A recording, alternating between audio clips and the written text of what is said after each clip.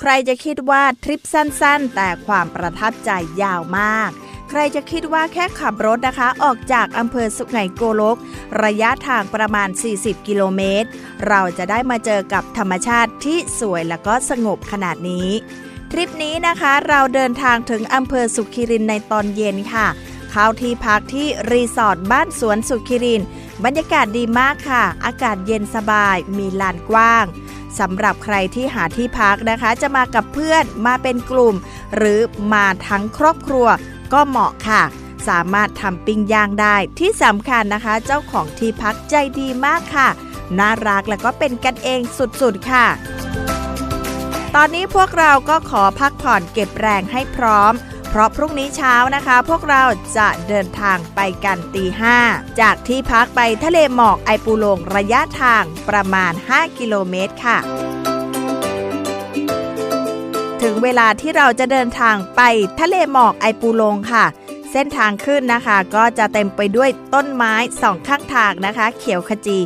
สมบูรณ์แค่ขับรถผ่านนะคะก็รู้สึกได้เลยนะคะว่าธรรมชาติที่นี่นะคะยังคงสวยแล้วก็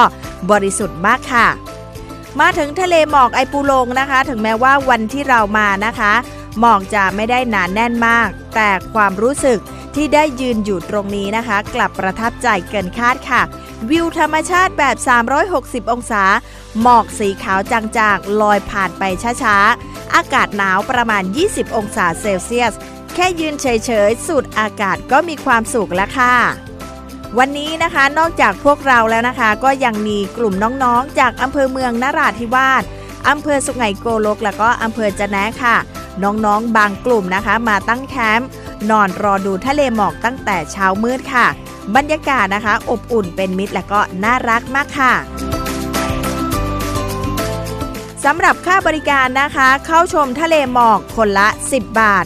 หากมานอนแคมปิ้งค่าบริการ50 บาทค่ะ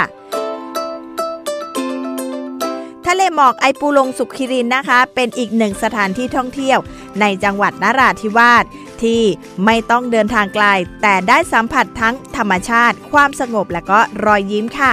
ทะเลหมอกไอปูลงนะคะอาจจะไม่ได้มีหมอกหนาทุกวันนะคะแต่รับรองว่าถ้ามาถึงแล้วนะคะจะประทับใจแน่นอนค่ะ